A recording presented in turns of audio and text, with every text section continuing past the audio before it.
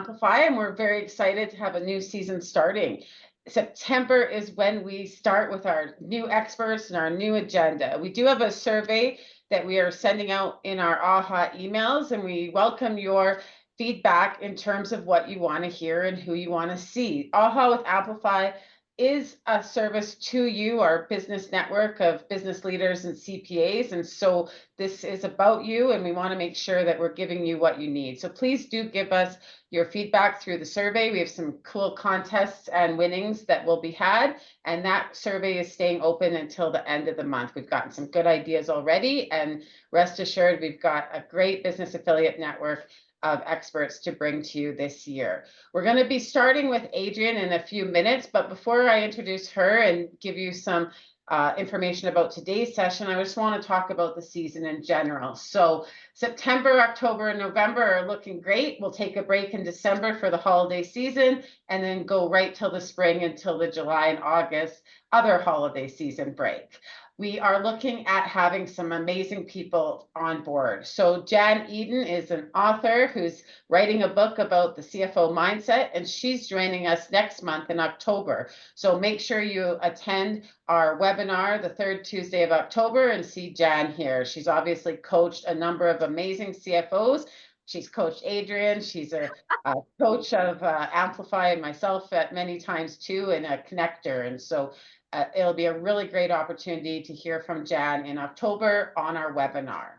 In November, we've got a fractional leader coming. We've got Michael, who's going to talk about marketing and revenue, and we're really excited about his presentation in November. So the third Tuesday of November is about fractional leadership and marketing and revenue with Michael in November. So that'll be a great session. In the new year, we've got a few great things. Every year we do at least one that's a bit like in the gray zone, personal / professional. We know that we're all whole people, and our health and our financial wellness are all part of what we do as business leaders and CPAs. So we're very excited to have Karen Knutson, who's a great friend of Amplify, a great friend of mine. She's going to come and talk about wellness and nutrition. She's a retired CPA and is now doing all of her work with clients in regards to wellness and nutrition. So we've got her in the new year. We also have some sales expertise coming in the new year, and a whole bunch of other things too. So please make sure that you're paying attention, you're staying as a member, and that you're sharing this opportunity with your network, because we'd love to grow and have more AHA members. Now, before we get started, the last thing I want to announce is that very quickly you will see, actually, Nikki is going to have the live AHA registration shared right here in the chat. You will be the first to get a chance to register on October 23rd. We have 6 experts that are going to come and talk about transactions, valuations, and financing. So it's going to be an amazing in-person interactive session. So it is not an opportunity to be spoon-fed the way some of these webinars are. If you're coming, you got to be ready to engage, to ask questions, to tell stories. There's limited seats, and we want people that want to participate. You'll learn from each other, and you'll learn from our experts. We're very excited to have breakout session style with the topic of transactions, valuations, and financing. And there's 6 of our favorite people attending with us to talk about these things, along with CFO from Amplify that have done many transactions, dealt with many valuations, and are dealing with financing every day. So you will have no shortage of experts to help you, and we will also learn from each other. And so it's going to be interactive. It's going to be exciting. There's limited seats, and very limited seats because of the interaction.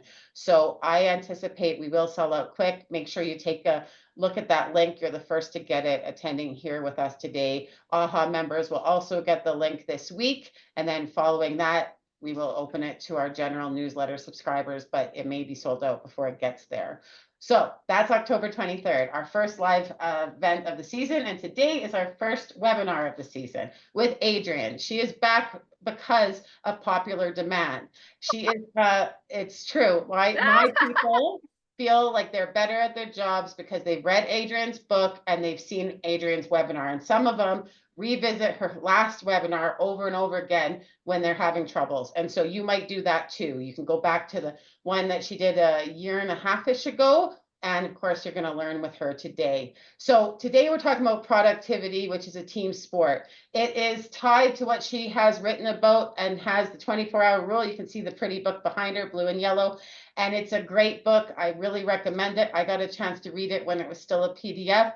And now it's an amazing tool that businesses use all over North America and the world. She's a well-known speaker. She talks to a lot of great people, and we're really humbled that she's here to talk to us, not for the first time, but again.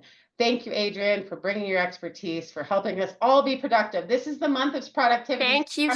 We're ready. Thank you so much, Jamie. You. That's a lot to live up to. Can you guys all see my screen here? Yeah, wow. It is great to be back at Speaking with Amplify. I'm a huge fan.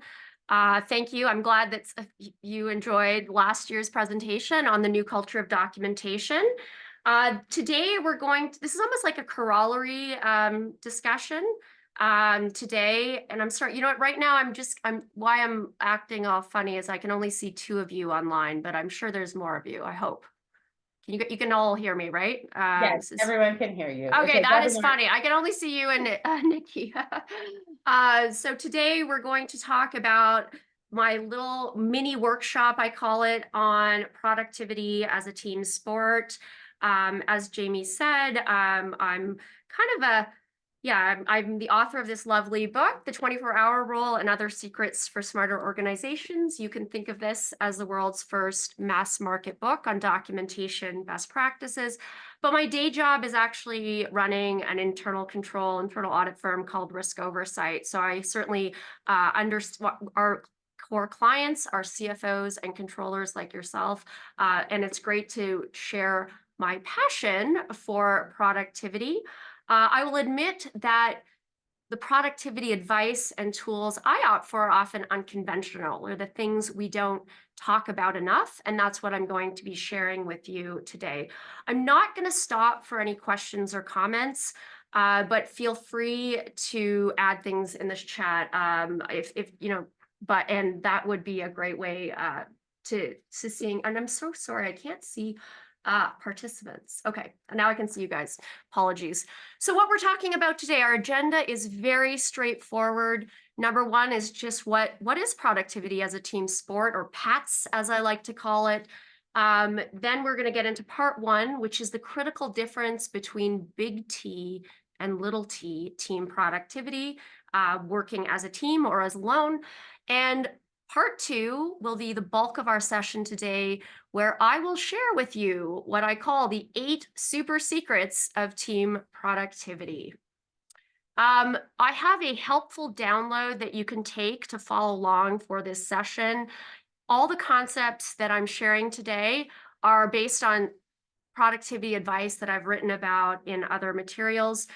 So you can find corollary materials to support, especially the 8 super secrets. And you can also do a team exercises on productivity with your team. If I do get your email, we have a newsletter. It only goes out a few times a year, so you don't have to worry about us spamming you too much. And I will say, apologies, I'm getting over a pretty bad cold, and I do have some spontaneous bursts of mucus. If I have to stop, I might go on mute and deal with the issue, but I'll try to keep going on this. So what is productivity as a team sport? A team comes together to play on the field or on the ice or in the pool, but they have to train on the track, in the gym, on their own to have the strength, endurance, and agility to work together as a team. It's actually no different in the business world. Team productivity depends on the productivity of its individual members and also how they come together as a team. So you'll notice today that I'm talking a lot about personal productivity concepts because they're just as important to how you play together as a team. The two have to exist in harmony. It was Peter Drucker in the 1960s that first coined this term knowledge worker. And he claimed that the biggest asset of the 21st century will be the productivity of this new knowledge worker, new knowledge workforce. Peter Drucker was absolutely right. He had great vision. I have a bit of a nerdy obsession with the history and our future of our knowledge workforce. For one, I'm the penultimate knowledge worker. For a living, that's what I do. I sell my knowledge and my team's knowledge to others, to clients for money. That's what I do. I also hire knowledge workers or subcontract with them, and I have some very distinct opinions on the skills, competencies that we need in today's knowledge workforce. And there are a lot of things that I don't think we've really looked for in traditional recruiting. So you will see my biases coming through in what we need for today's knowledge workforce and tomorrow's knowledge workforce as well.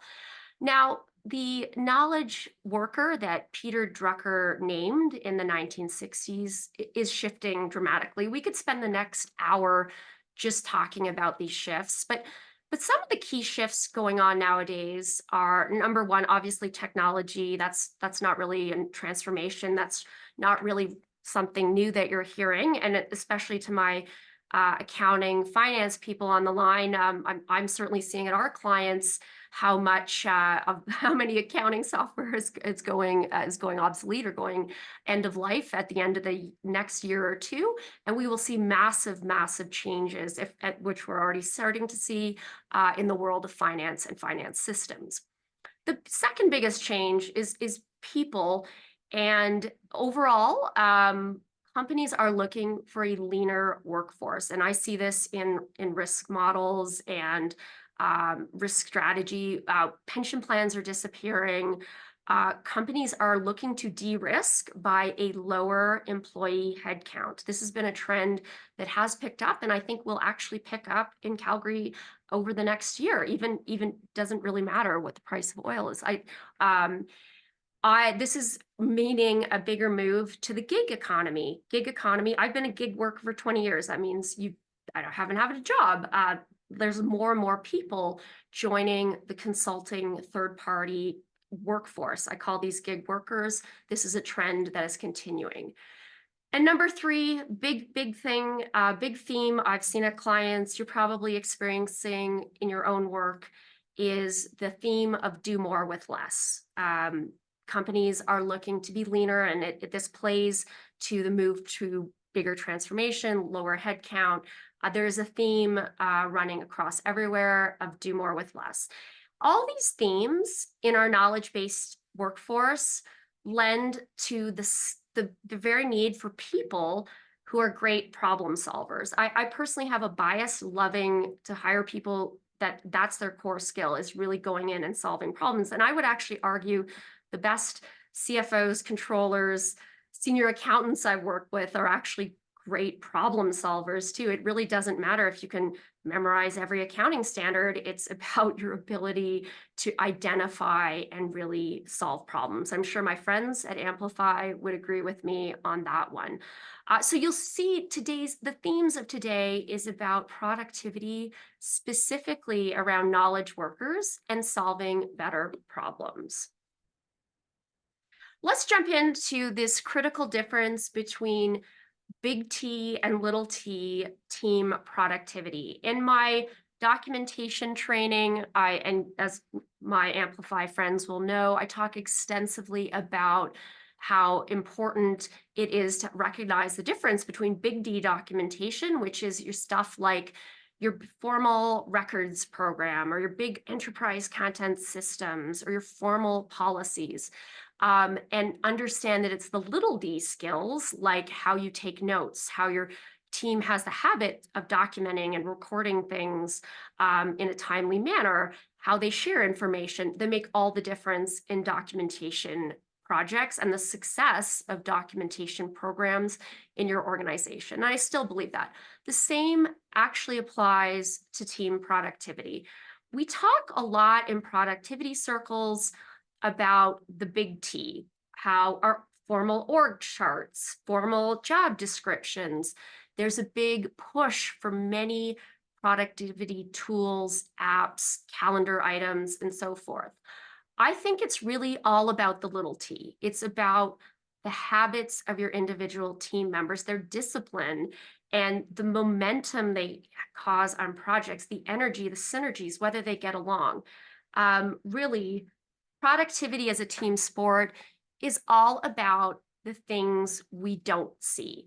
It's about the trust we have for each other, the our ability to give each other momentum and energy. You can implement productivity tools, apps, color code your calendar until you're blue in the face, but it will not improve your productivity if you don't have some of these invisible things that I will talk about today. You'll see a huge bias talking about things that are not necessarily popular.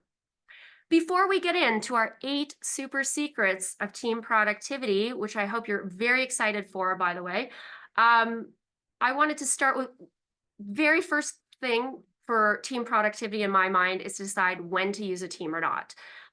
There's a time to go solo, there's a time to work in twos, and there's a time to work with many. And team productivity starts with understanding what structure is best for your work.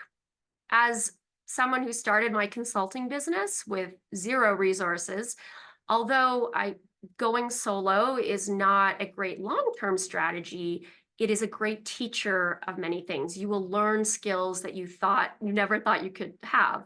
You'll learn how to do your own IT and your own marketing and client management and sales and social media and accounting and everything else that goes into if you're doing that way.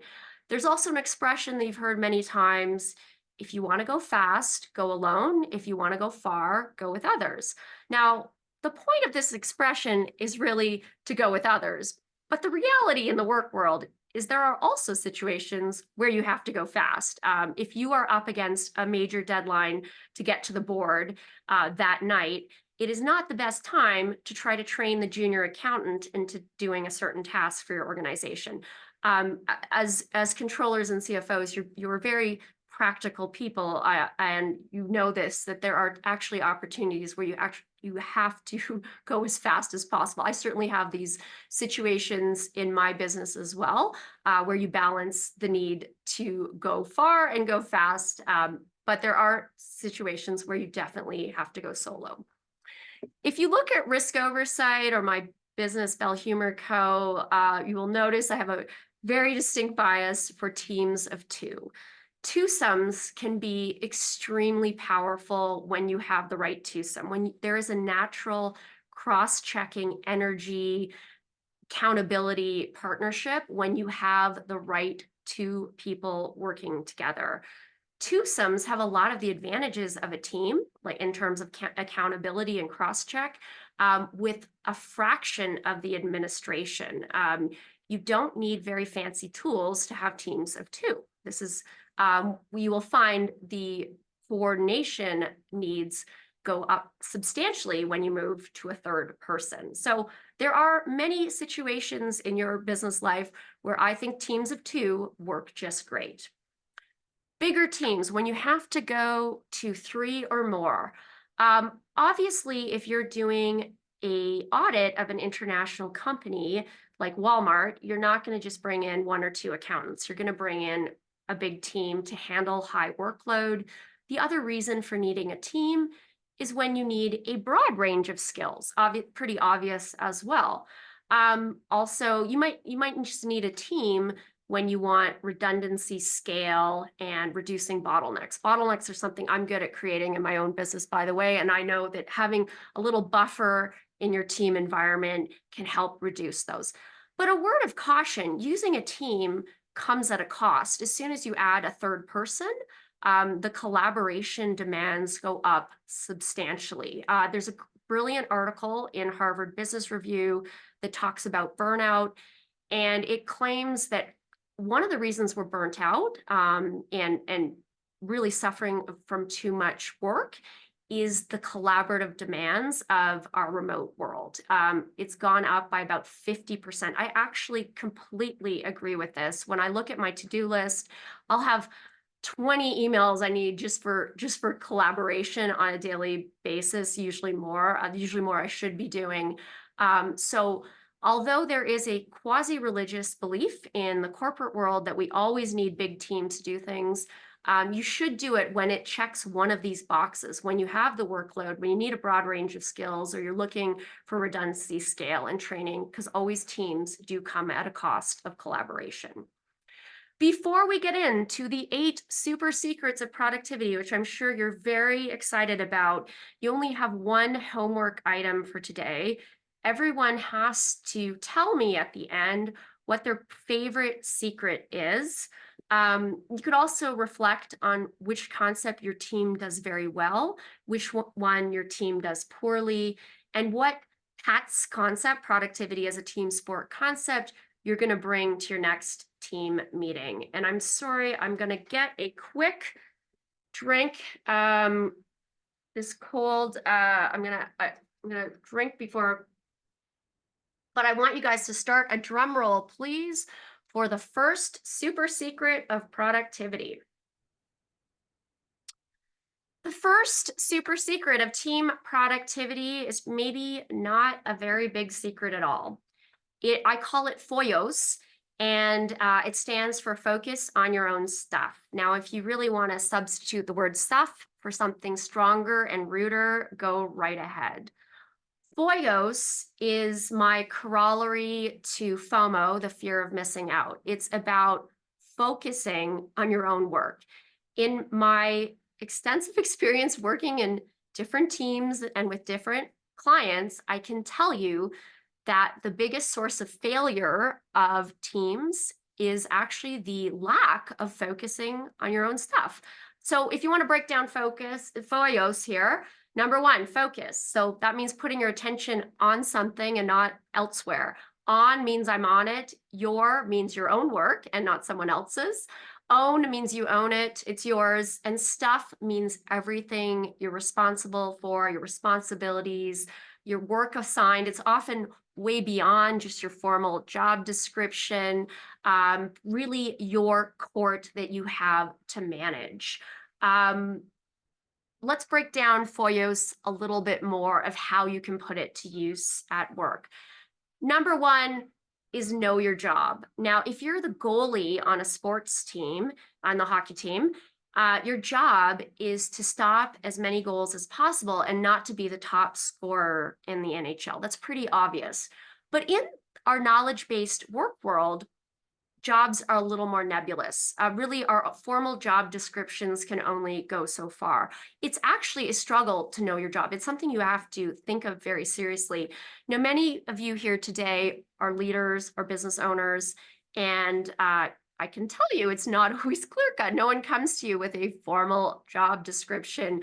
You have to think a lot about, is my job really to oversee this client work today, or should I be looking to bring in new information for clients, or should I be trying to grow today? I can tell you I have to think about this on a daily basis. It's not, knowing your job is something that's actually an active process. Doing your job. Now, in today's world of distraction, it's almost a miracle if you can get anything done in a workday. So be someone who does your job. Finding people who truly do their job are becoming like a needle in the haystack. This is actually the need for people who can really get work done is increasing in today's distracted world. And lastly, the main part of FOYOS is not to fret about others. One way not to fret about others is to accept that work is a completely unfair game. To quote Seinfeld, there are people in the workforce that I feel have the Kramer effect. They have a stream of good luck that comes their way, whether it's in their job or how little work they have to do, and so forth. And you meet these people. I've met many in my work career. And then there's people like George in Seinfeld who have a constant stream of bad luck. You will meet both of those people. You have to accept that work is an unfair game and to focus on your own stuff to move forward. I've seen so many teams derailed by gossip, drama, and thinking about what everyone else is doing because they don't FOYOS on their own areas and are thinking about the fairness of other team members. All right, now you've gotten through secret number one. Now we get to, okay, another drum roll, please, guys. Secret number 2, and this is one of the most important for building your team, and it's actually getting harder in our knowledge-based economy. I call it skill stacking. So skill stacking, quite simply, is about finding the right stack of skills to achieve your goals. And this is a hugely important concept in our business. Now, I think you should first reflect on your personal skill stack. Most of us have something we bring to the table that makes us unique in our career. Myself, I'm a CPA. I've worked with lots of different companies. I've worked on a lot of process related work, and I'm also a strong writer. So I tend to stack my own personal skills to do projects that involve a lot of communication of process and technical related information, because that complements my personal skill stack. Now, you also want to stack your team. I will take people who are really great technical accountants or great at IT and stack them with me if we want to communicate better, more technical concepts. You can take a ideas person and stack them with a detailed follow-upper to have better results on your projects as well, or someone who's great at visual design and someone who's great at writing to create greater documentation, for example. There's lots of ways to view your skill stack. I will say skill stacking is hard in many ways. And let's look at some examples from other industries. I have a friend, she builds custom homes, and I'm really blown away at how complicated it is, the skill stack to build a house. You need someone who does demolition, someone who builds pours concrete, carpentry, plumbing, electricians, landscapers, interior designers, cabinet. It's unbelievable, this skill stack. And not only do you have to bring the perfect skill stack in, you have to get them at the right time intervals on a project. I think that's incredibly stressful. And I feel, thankful I don't have quite that level of stress in my business, but there are still some days where I'm actually deeply jealous of her business. In the housing business, you can really see the skills visually. In our business, you can receive 2 identical resumes and not be able to tell them apart. I've seen people with 20 years of internal controls, but they don't really know how to write a report, or they don't know how to diagram. And then I've seen some people with very different skill sets that are perfect. So the skill stack is difficult, and especially in our knowledge-based world, and it's putting a real wrench in traditional recruiting. I'm just going to have a drink here while we think. Another example of skill stacking that is becoming more popular in the business world is this idea of the Hollywood model that you might have heard of. In Hollywood, when they're creating movies, they band teams together for a very intense short period of time and then disband them quickly. For example, if you are filming a horror movie, you might fly in the top horror makeup artists in the world for a couple-week period and film all the horror scenes that require these top-end makeup artists, and then you will fly them out. The talk of Hollywood model is actually increasing dramatically in our workforce. And it's funny because the Hollywood model is actually how I run my business. We ban people for short periods of time and then disband. But this is being talked about as a great example of putting skill stacking to work in our knowledge-based economy. All right, now here is a wonderful sub-secret of skill stacking, and it's a great exercise that I recommend everyone does with their team. Ask your team members, what is your superpower and what is your kryptonite? Now, I did this exercise with a team of fellow business owners recently, and at first it seemed like kind of some HR interviewee style question. I didn't think much of it, but I realized there was so much depth and interesting discussion when we really got into it. Your superpowers are those things that really make you different. You might be known in your company or your industry for what you do exceptionally well. We all have a few superpowers in our arsenal. And then our kryptonite if you don't know what kryptonite is, it is a green crystalline substance that grows on in Superman's home planet of Krypton, and it can hurt even Superman, if you can believe it. Your kryptonite in the workforce are those things that really bring you down. Maybe you've had some embarrassments in your career, that you've done something a little wrong, or there's something is a problem in your work, or that you can't quite fix. Most of us have chunks of kryptonite in our own skill stack, and we have to reflect on it. Most teams have some kryptonite to reflect on. So I recommend that everyone reflect on their superpower and their kryptonite. Now, the most fascinating part of this exercise is that your superpowers and kryptonite are typically deeply connected.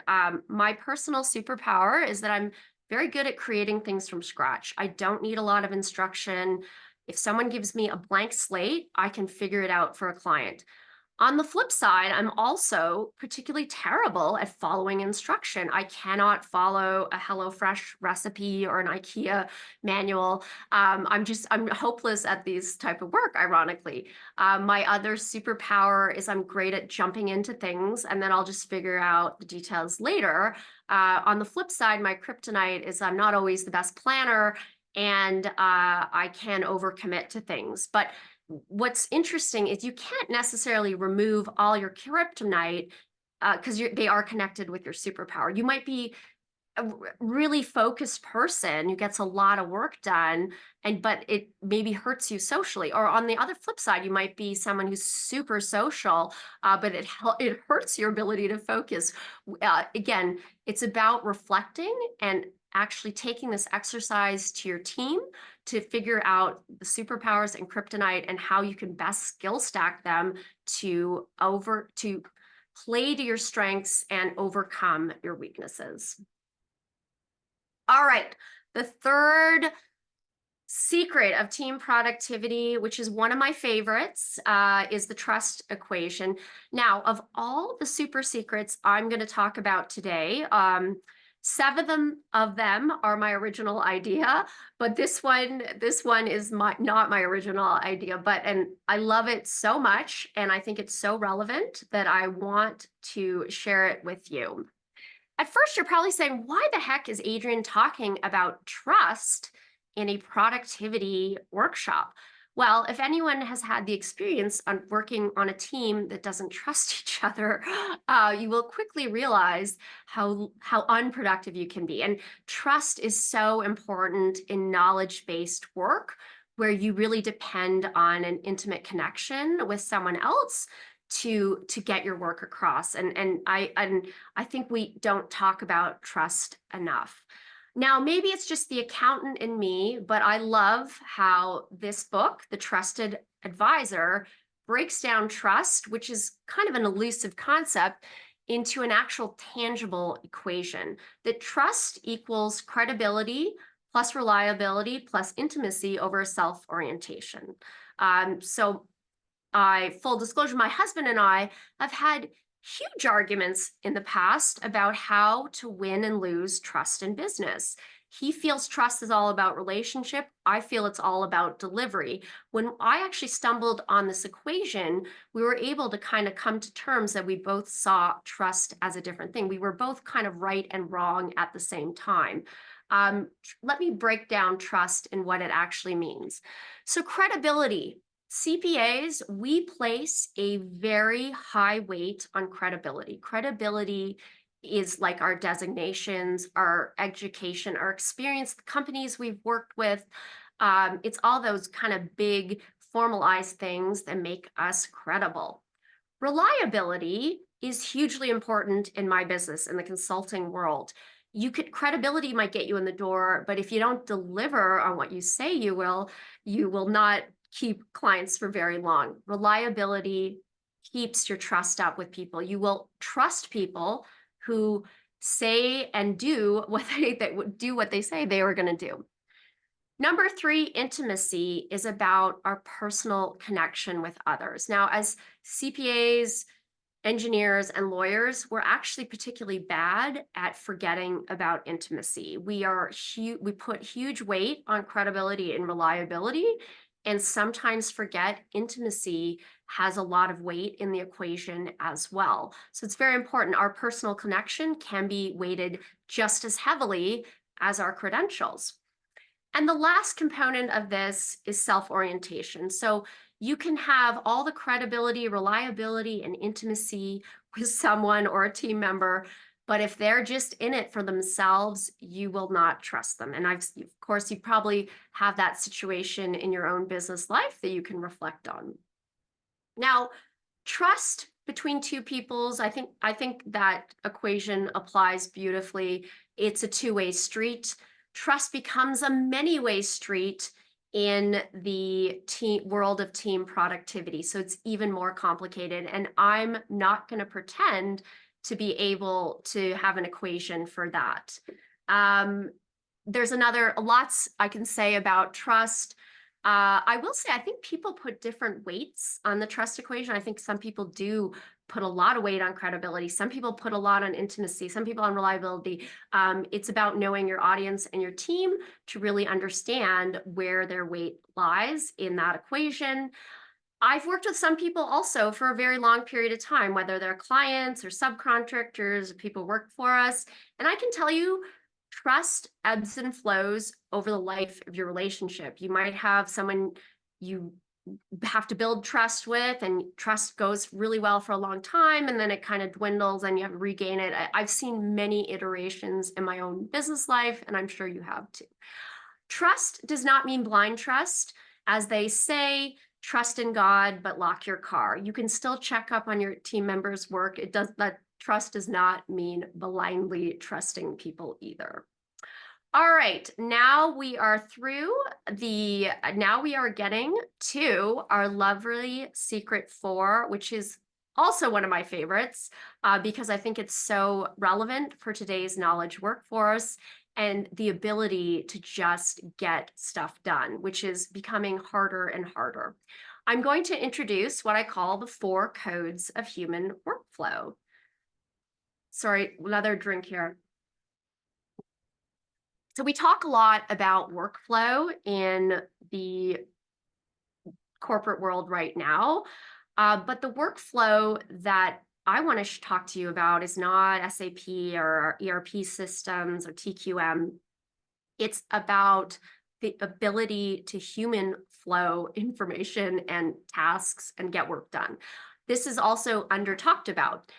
There's a lot said about human workflow in the productivity space, but I think you can really break it down to 4 core codes of human workflow. Number 1, I call manager mode dripping. If you do anything a little bit with consistency over a long period of time, you will have results.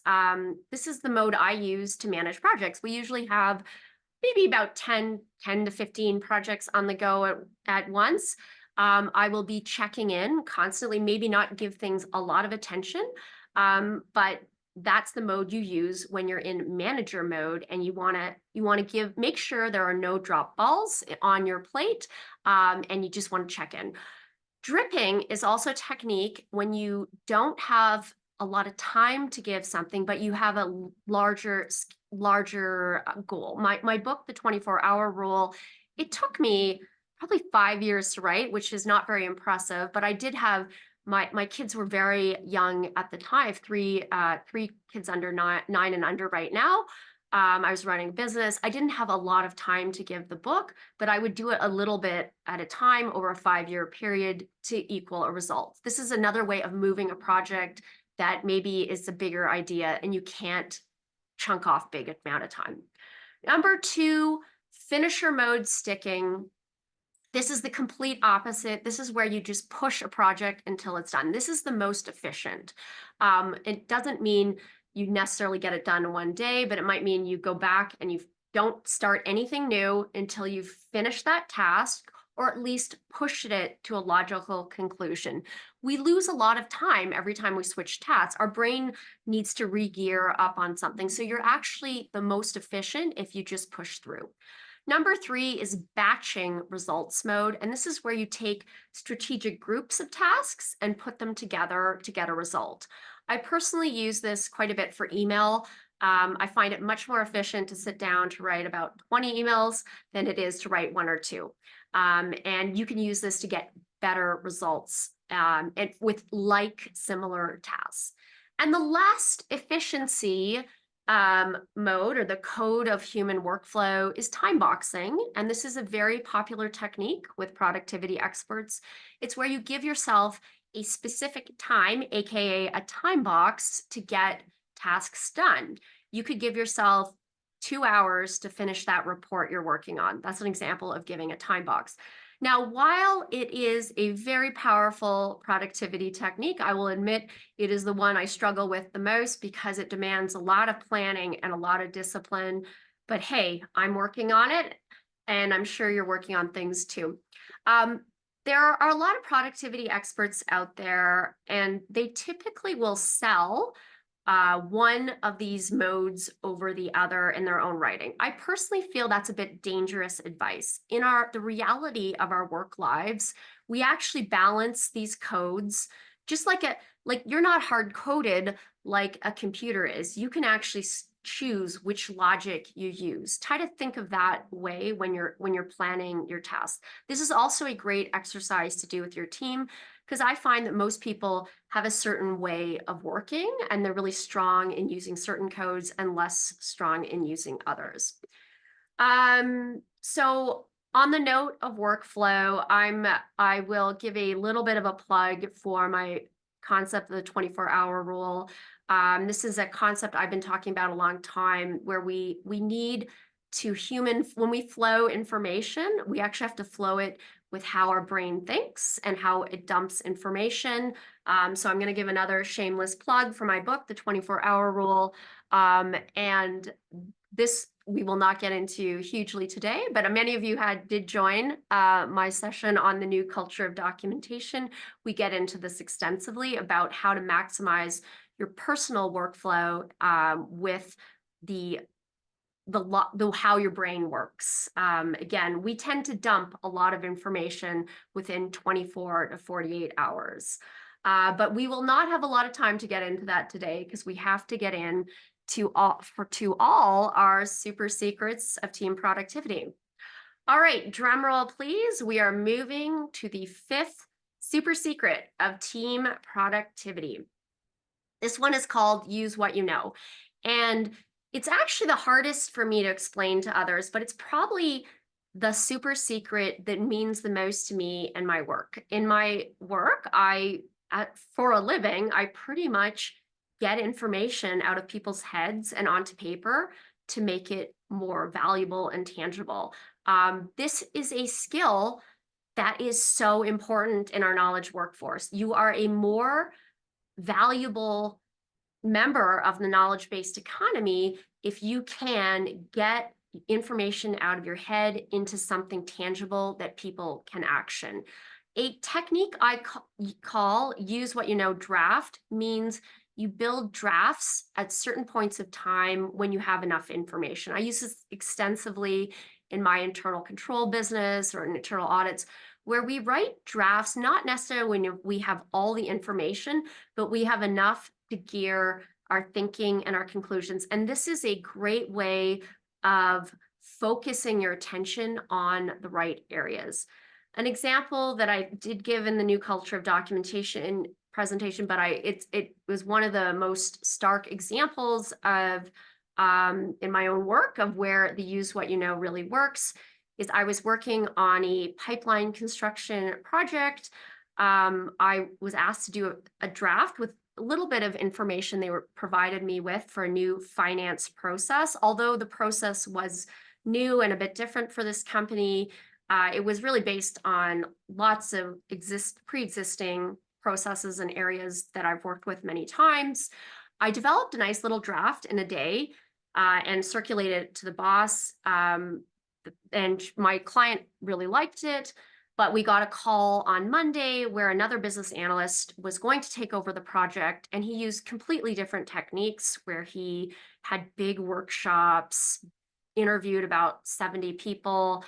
And the project dragged on for about 6 months. At the end of 6 months, he had the same document that I had created in one day. Now, I don't tell the story to show off, but I tell it because this is the level of waste that I see in the corporate world, where we actually are over collecting and not relying on the experience, knowledge of our very talented and expensive workforce. I give it just to illustrate there's a lot you can do with the knowledge in your head. And this is becoming increasingly important with the knowledge workforce, that we learn how to get this information out. And this is not talked about, in my humble opinion, as much in productivity circles. The Jeff Bezos memo is a corollary to Use What You Know. That is about Jeff Bezos, to get ideas out of the heads of his employees. When he was building Amazon, he didn't allow PowerPoint, but what he asked for is people to create memos with their ideas, and he would assign memos from people in the warehouse floor all the way to senior executives to show their ideas on paper, to get more traction. And obviously it worked pretty darn well for Jeff Bezos, so I think it can for you as well. I have lots I can say on Use What You Know and how it applies to documentation, but we'll skip over that. In my longer workshops, we'll certainly get into this. Drum roll, please. We are getting to the end, around secret number 6. This one is is called the Pass When Ready review, which is, again, an area of productivity we don't talk about a lot, but hugely important. It's hugely important to know how to get feedback and when to get feedback. Now, I wouldn't say this is something I necessarily hire for, but I do train people that work with us to really understand how to get the right feedback. And I have a protocol for getting feedback I call Pass When Ready, but Not Too Ready review standard. And this just means that you should ask for feedback when something has enough thinking, thoughts and it is at a good enough stage for someone to look at and review. You don't want to hand something in that is far too preliminary, or else it'll really waste the person's time and you won't communicate thinking as well as you should. I have this in my own business. Some people come to me as drafts that are just far too rough, and I can't understand what you're saying. You'll have to do a little more work. But on the flip side, you don't want to wait till projects are too perfect to get any feedback on anything. This is so true in building systems, building documents, designing processes. You don't always wait. If you wait too long, then you will get something that people have spent too much time overthinking, overmulling, and you will not be as productive as you should be. So this is about finding the right bar to get something reviewed. And it's a funny area of productivity, but when you see it working, and when I get this working in my own business, I can tell you were dramatically more productive when there's the right review cycle on work. Again, not talked about a lot. A sub-secret of the Pass When Ready is a concept I call perfectionism versus winging it. Over my career, I've worked with some very successful perfectionists. I've also worked with some very successful wingers. A perfectionist is someone who puts more weight on the quality of the work as opposed to the quantity or just getting the result done. A winger is someone who puts more focus on getting stuff done as opposed to the quality. There isn't a right or wrong answer, but I would actually say this is strangely a skill I hire for and I think is very important. In our internal control business, I don't want people who come in and want to make every single working paper absolutely gorgeous. That will divert resources in the wrong areas. But on the flip side, I don't necessarily want people that just do everything as fast as possible. There are times when you really do need to step back and put more detail, attention, thinking into issues that matter to clients. And I'm sure you see the same. So my advice on this is that perfectionism should be applied like salt. Like your cooking. You don't want to oversalt your cooking, but you do add it strategically to give your work more oomph. So that is the best way to think of applying perfectionism. Another concept of productivity, again, we don't talk about this nearly enough, but it has dramatic impact and on our success, is what I call a flow buddy. This is like a trusted partner or partners, you could call them thought partners, to unstick you on problems. In my business, I have an editor that I can bring reasonably rough work to, and she'll tell me if something has potential or it doesn't. And what it really does is gives you tremendous momentum when you have that right thinking partner. This doesn't have to be in writing. It can be in draft financial statements, by the way. Again, this can have a dramatic impact on your team when you have the right person or people that you can cross-check in a trusted manner to get the most momentum. So this is another important sub-secret of secret number 6. Now we're going to move into secret number 7 here before I have a little more coffee. And this one is also a repeat of the new culture of documentation, but it is so important. I call it the groundhog trap. When you're working on a team, there will be times when you get stuck, and you need the techniques for unsticking your team. And this happens all the time in knowledge-based projects. And you sometimes don't even notice you're stuck. But one way you can notice you're stuck is if you see this guy running around your office.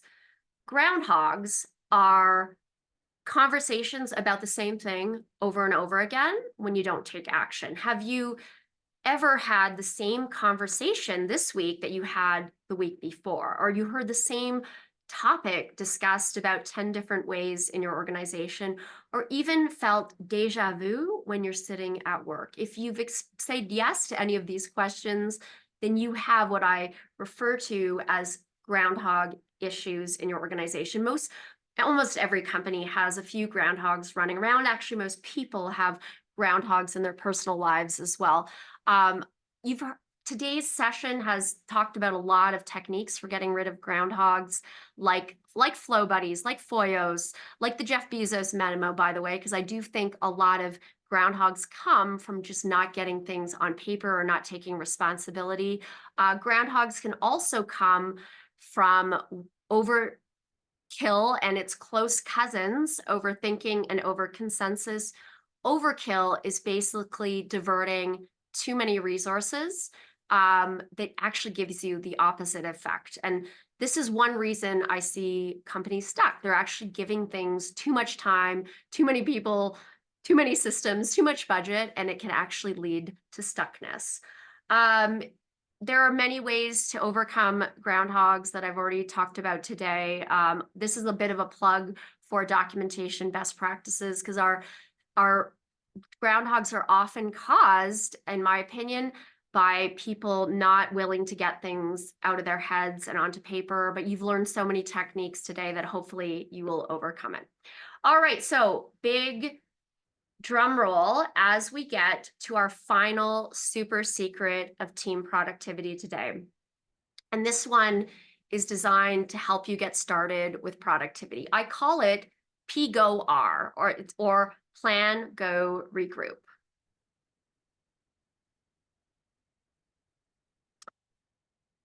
PGO-R is my take on Agile. I personally love the concept in Agile of sprinting. This is where you're bursting to the next stage of a project with intensity and purpose and focus. And let's face it, in the knowledge-based world, it's easy for people to do pretty much nothing or just spin and go to meetings without bursting to the next level.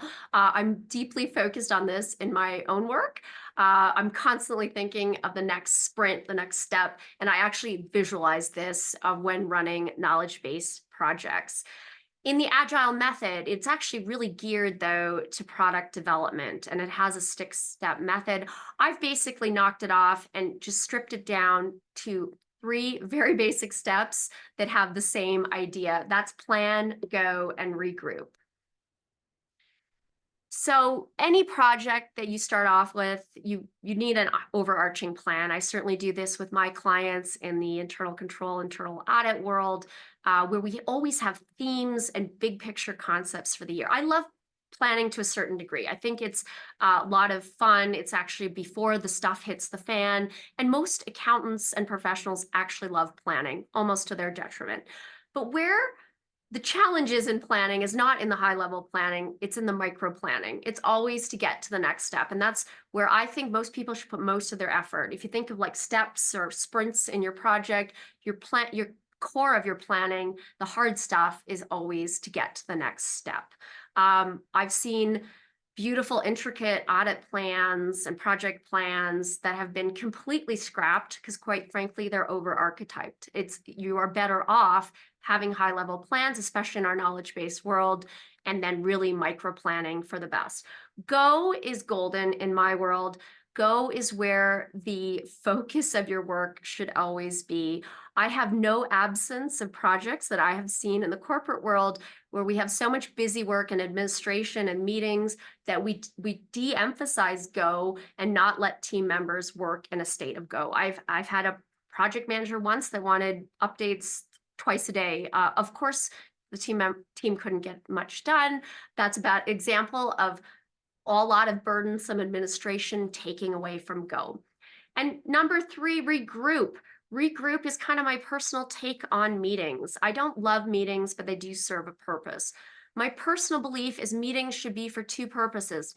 Number 1, if a team member gets to the next step or sprint. If I have a draft to review, great time to meet. If I have a list of ideas or something done for us to review, that is a great time to meet.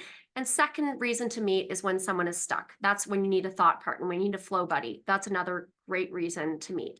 Now, I get it. I'm exaggerating a little bit that we don't need any status meetings. But in our corporate world, we have a quasi-religious obsession with regular check-ins where I think we could move to a much more agile style where we really meet for one of the 2 reasons. So that is it, guys. We're at the end. The last homework you have is just to tell me your favorite super secret. Hopefully you had 1 or 2 super secrets that you would bring to your team. The presentation bonus guide is here. If you have any questions, I'd love to speak to you. And this is a very short period that we could really get into a lot of depth on many of these. Sorry, Jamie, I will give the floor to you as well. And this is, yeah, Jamie, So, do you have a favorite super secret? oh, do I have a super secret? You know, mine is not very popular, but I'm going to admit to it here in front of all of you. I do sometimes think that a willingness to work just a little bit more can make a world of difference. And I know that's incredibly old-fashioned and not trendy and not popular, but Adrian, I know you do it too.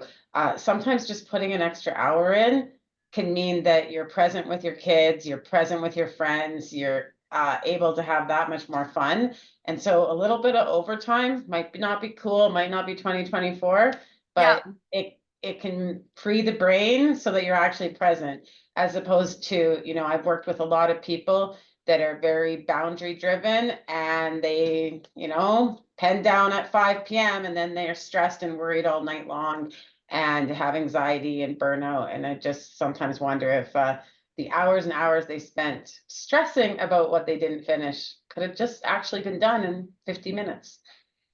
So not cool, not trendy, but honestly, it's a huge secret I've used my whole career. Just work a little more and then Work a little more. yeah. That's a great one. And I am very good at having fun. So I'm telling you, I have a lot of life. I have a lot of fun. I'm not always at work. I've got a good design life. And sometimes the way I do it is just work a little more. And then when I'm with my friends, I'm a good friend. And when I'm with my mom, I'm a great mom. So not Yeah. cool, Adrian, but Oh, you know, and I will secret to admit we me. didn't, I mean, talking about scheduling, calendar, productivity apps is something I didn't talk about. There's a lot of productivity advice out there. I'm a bit of a productivity junkie, the advice can get almost a bit boring. So I did choose to focus on things, but yes, how you manage your schedule is so important. I I'm not someone who has a pens down approach either. But I don't necessarily not have fun. I don't have, yeah. I'm always having fun and always working at the same time. So Yeah. I'm with you on that one. Awesome. So We anybody have that, some favorites with secret yeah, number we got some one. favorites. And Yeah. in the meantime, while you guys are sharing the favorites that we'll touch on, or maybe get Nikki to screen share later, we'll also answer some questions. So please be sure to answer questions. Now, I know some of you have to drop right at 1, but hopefully many of you can stay for Q&A. Before we get into Q&A, because a few people have to drop, I just want to remind you that Nikki shared our live registration for October 23rd. It's going to be a great event. It's going to sell out. So please do secure a spot to talk to us about transactions, valuations, and financing with some amazing experts, including some of our CFOs and business affiliates. We've got 6 business affiliates and then a group of our CFOs. So very excited about our first live event of the season, October 23rd.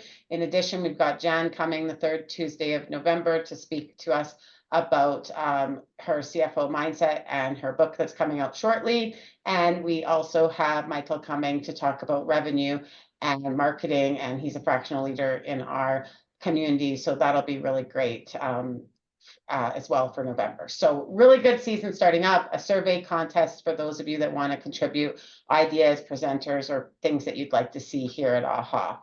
So let's talk more about productivity. Adrian, that was really excellent. I love the way that they're actually practical and things that we can put into play. So I've got a couple questions. So you brought up the Amazon example. I think that's a great one. And so, you spoke about how Amazon, they would start meetings with a few minutes to read a memo, and the expectation is that that memo is quite detailed and thorough. And I don't remember if you mentioned, but I know that he also wouldn't allow PowerPoint. It had to be in a Word form, which is interesting as a consultant, because we always say if it can't be concise and in a PowerPoint or in today's world Canva, then maybe you're too detailed or not getting to the point, right? But I think that's interesting because so often we do attend meetings where people do not necessarily come prepared. And I'm finding more and more cultures are at the point where they think that they can show up and showing up's enough at a meeting. And the idea of doing prep work or homework before a meeting is kind of like going out of style. So what are your thoughts on that? What are you seeing as a trend, and what's your recommendation? Well, as a consultant, you always show up prepared because it's funny. It's a funny comparison. You don't really have the choice of not showing up prepared. So what is a trend? A trend is okay, this is a controversial topic, is recording meetings. I could spend the whole time talking about that. I don't think it's always working. We get AI to record the meeting. That works for certain details, but it's not solving the problem of actually getting people thinking and reflecting on what they're doing.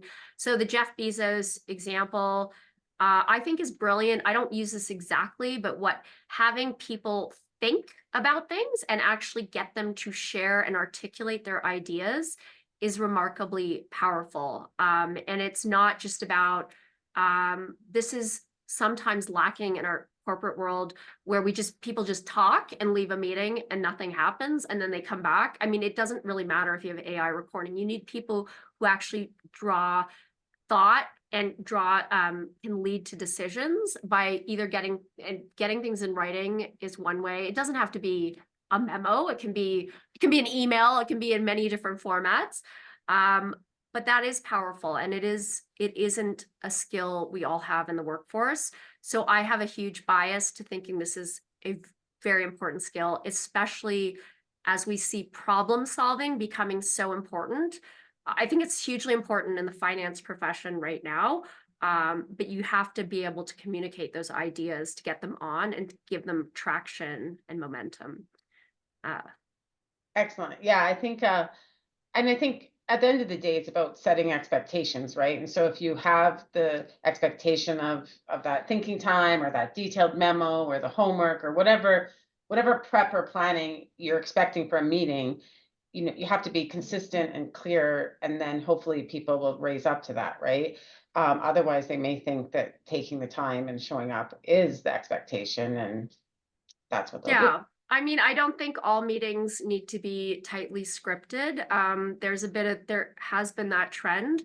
Some of your best meeting, like there should be a mix of structure and spontaneity, because when you call your friend to talk, you don't talk in logical order. That's actually a good thing. We coalesce on information from different angles. Like structure is nice in some ways, but it's okay to have some. You need the mix of the two in the workforce. I would actually say we're erring on the side of everything structured can be dangerous as well. The mix works the best, personally. Yeah, Yeah. and I think you raise a good point because in today's world where you'll have more video meetings and virtual meetings, those lean more towards structure They because lean, yeah.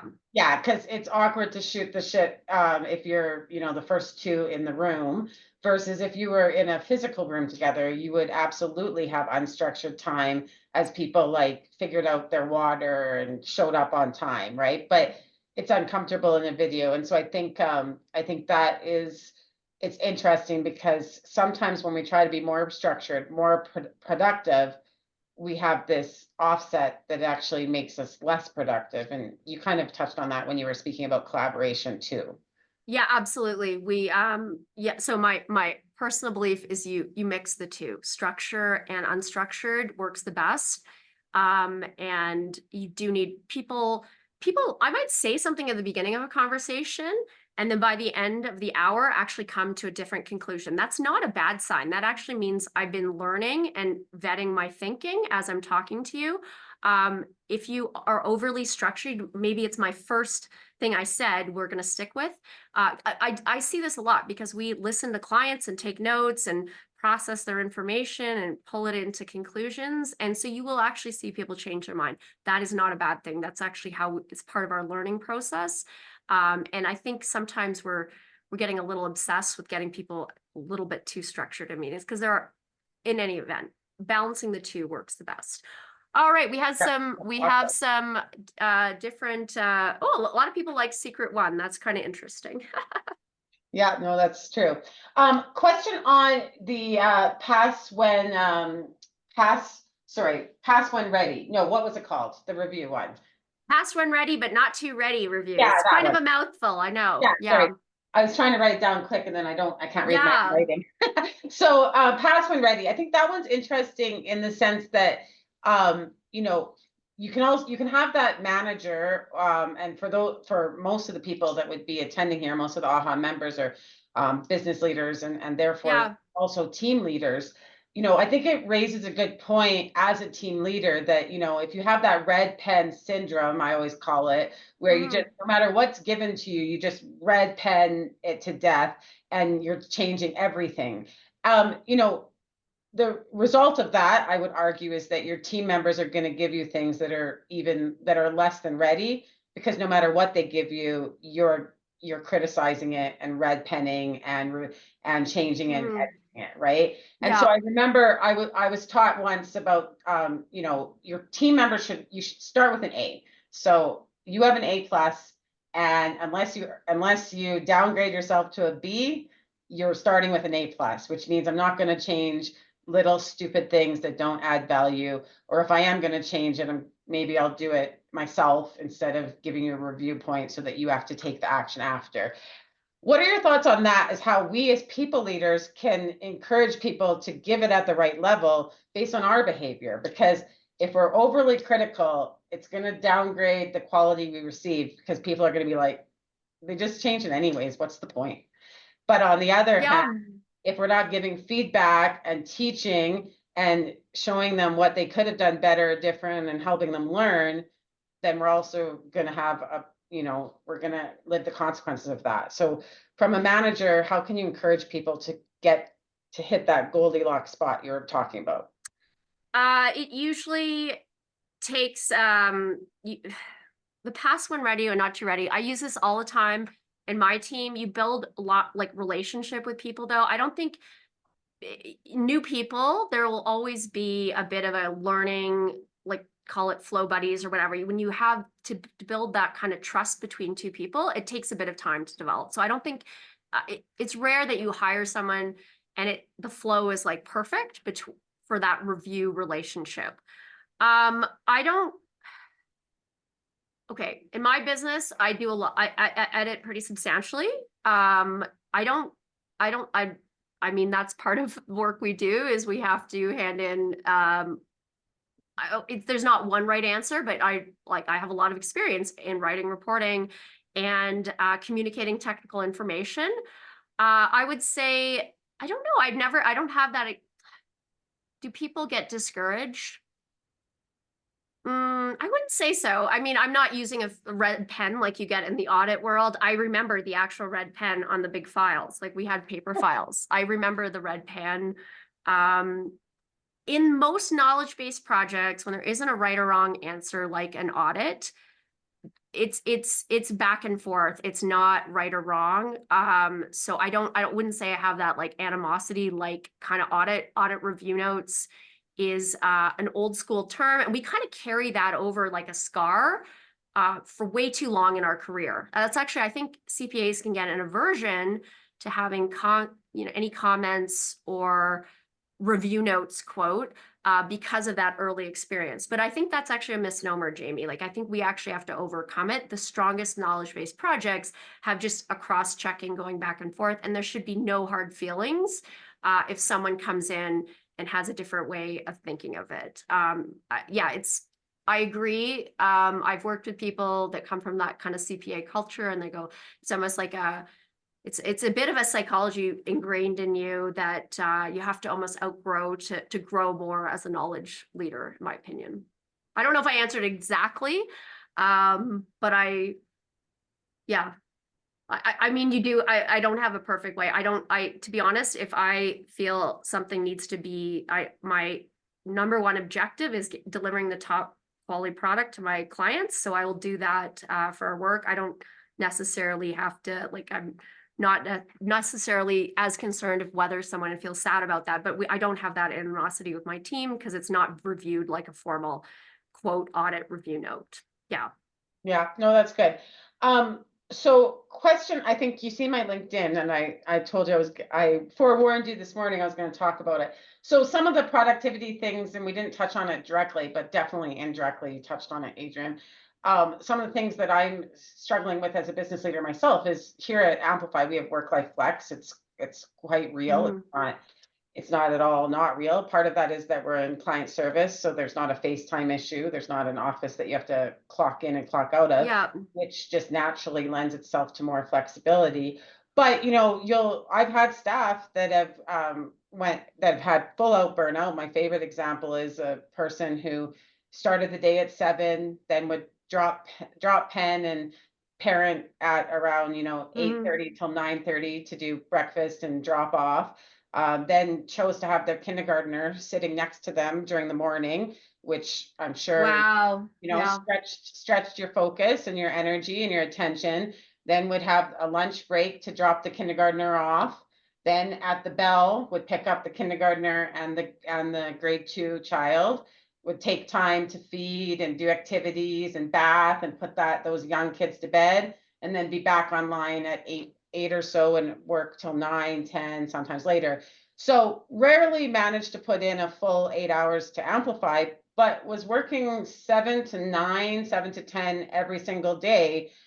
It's a very overwhelming, anxiety-driven life. And it certainly would have felt like you worked hard all day, because you did, in the balance of parenting, life, and Amplify. But couldn't even squeeze an extra hour into Amplify. Sometimes couldn't even manage to put a full day in.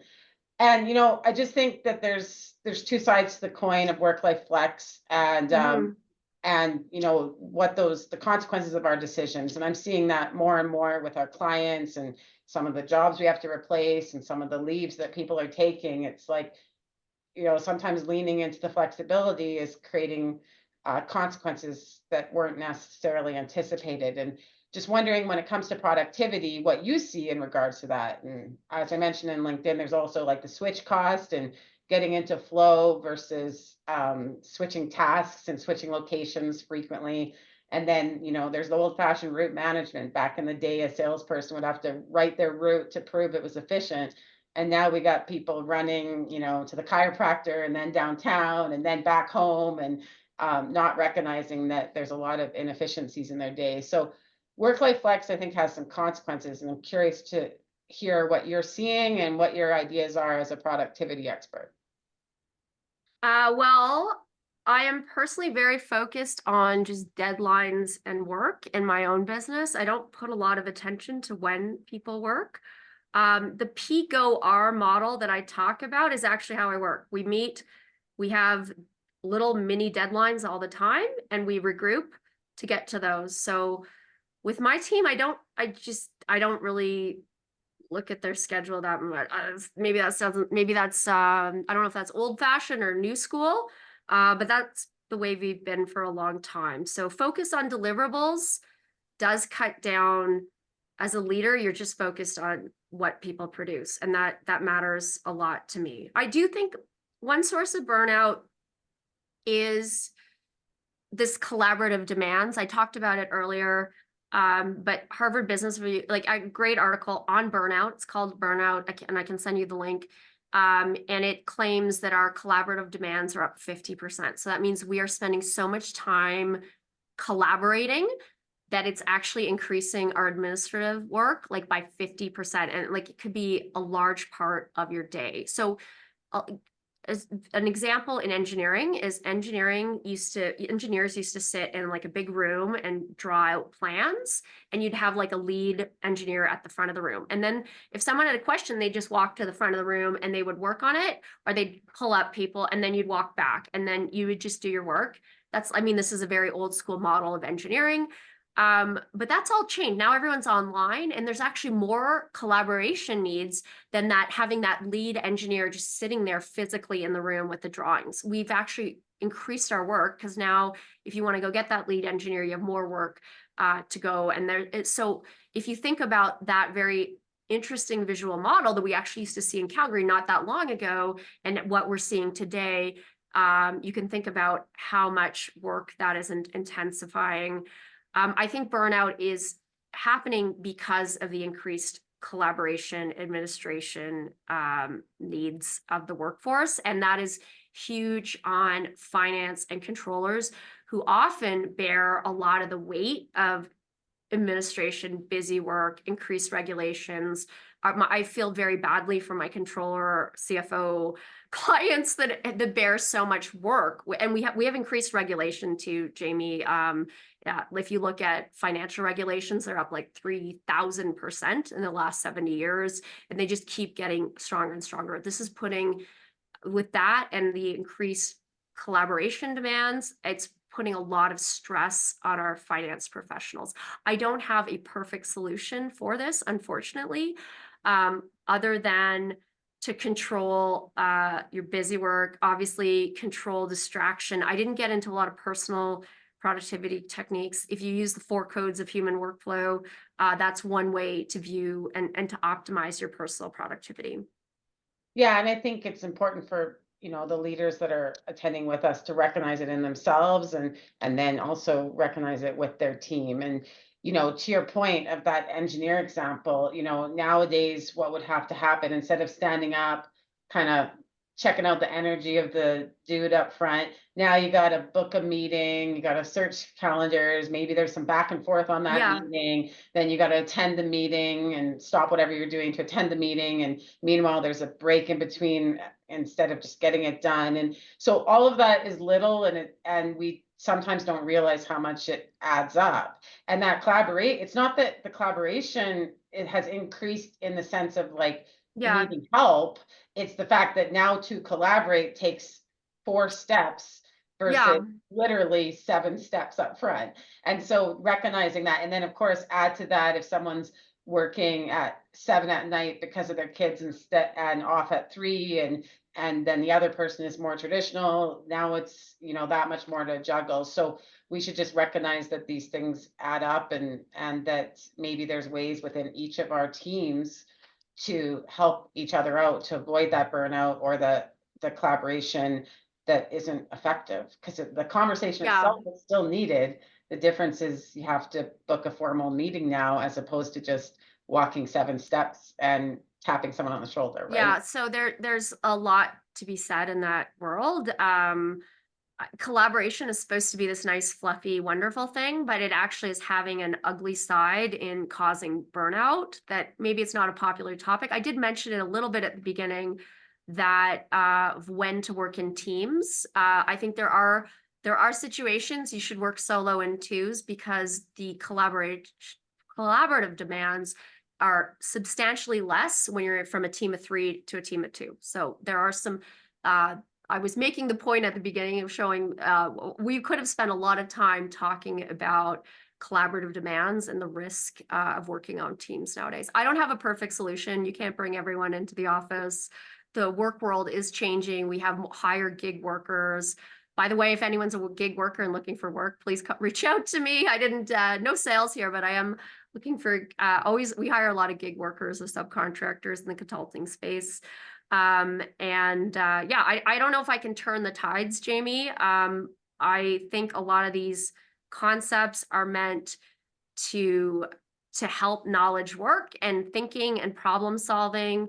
And obviously, I don't, again, very clear message. It's about the things you don't see. It's not always about layering on more and more tools, which will just increase. Guess what? More and more tools and gimmicks and apps will just increase your collaborative footprint, they call it, that is leading to more burnout and busy work.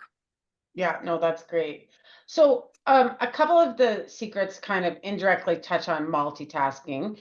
And so want to know what your thoughts are on multitask. Are you guilty of it? How does it fit in on productivity? What's your perspective on that? On multitasking, Yes. so the 4 codes of human workflow are probably the best to address that issue. I'm completely guilty of multitasking. My major code that I do well is I drip well, which means I look at, oh, geez, and I'm sure you, as a business leader, you have so much on the go, Jamie. I'm sure you look out and go, oh my God, I got this, I got this, I got this. And you just drip, like you go across and you try to do a little bit at a time. And that can be a bit of a superpower, but it can also be a downfall too. But you can have those days where you're a bit of a chicken with its head cut off, trying to tackle so many issues. So for me, although I am a bit of a dripper naturally, that means I am very comfortable doing a little bit of a lot of things in a day. I have to strategically block off time to do my thinking work. I work on Sundays, actually. I go in and I do no meetings. I just plow through any thinking where I need to be out of. I don't answer or talk to anyone on Sunday usually to get a lot of the bulk thinking work done. I don't have, again, I think the perfect solution is to have these blocks of time. Cal Newport is a big productivity writer, very good productivity writer. He's a little bit extreme in his thinking, but he basically says you should block off your whole calendar and not be accessible. I think that is completely not reasonable for the average finance professional that is in a very collaborative role, but it's a lesson that if you want to get certain knowledge work done, you really just have to block yourself off and be unavailable, because it is very difficult. So I think the best code that plays to that is really the 4 codes of human workflow, to notice when you're in that overly dripping and to move to kind of your finisher mode or time boxing mode. I do draw on those modes when I really need to get something done and I don't want to switch between tasks. I've definitely had those days where you start working on something, you're like, oh my God, there's something else I have to go, and then, oh my gosh, there's something. And those are the worst days you can possibly have in terms of productivity, or better off getting things done, working one at a time, getting them done. Yeah. Yeah, I think it's really quite interesting. I think that those that do the extreme boundaries and time blocking and are not accessible, I personally have no enjoyment of working with them. I find them difficult, and a lot of times they're pushing, the impact they have on others is so negative that great for them that they're getting work done, but the consequences outweigh the benefit from the larger picture a lot of times. But at the same time, obviously there is a balance, and you need to have that time blocking and that Yeah. flow, and like your Sundays. And I've talked about it lots, but I have what they call surge. I call it Surge Monday. And so Mondays by and large, I'm not booked, and Mm, I work Monday all the way to into the evening, whatever time that might be. So last night I was done at 7. Some Mondays I'm done at 10, but always into the evening. And I literally don't leave on Mondays until I feel prepped and done for the day. Sorry, prepped and done for the week, actually. And so Mondays, by and large, I don't take meetings. I'm pretty mhm, head down and I get into flow. I call it Surge Monday. And it's allowed me to have my weekends back and to always have, really productive and great weeks, because the reality is Tuesday through Friday, I'm often starting with a breakfast meeting and ending with a mhm, networking event and meetings throughout the business hours, right? So it's made a huge difference in my life. And so there's those little tricks, your Sundays, my Surge Mondays, that can make a big difference.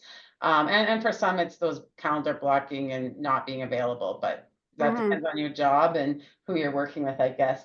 I always laugh because doesn't surprise me at all that you have a balance and that you're still guilty of multitasking. I think a lot of the studies on multitasking were done on men. And I read an interesting study recently that talked about how, like, from an evolution perspective, the reason that men, Yeah. historically had recreational activities like golf or being on a team or watching an entire football game versus women have historically had recreational activities like reading or crocheting, was the difference is we need to be able to pick it up and drop it to do the domestic or child duties. So pick it up, drop it, pick it up, drop it, versus men have the luxury of I'm spending 4 hours golfing and an hour before at breakfast and an hour Yeah, after that at is lunch, that is right? very funny. I mean, if you saw my to-do list today, I'm like, oh my God, how am I gonna get through this?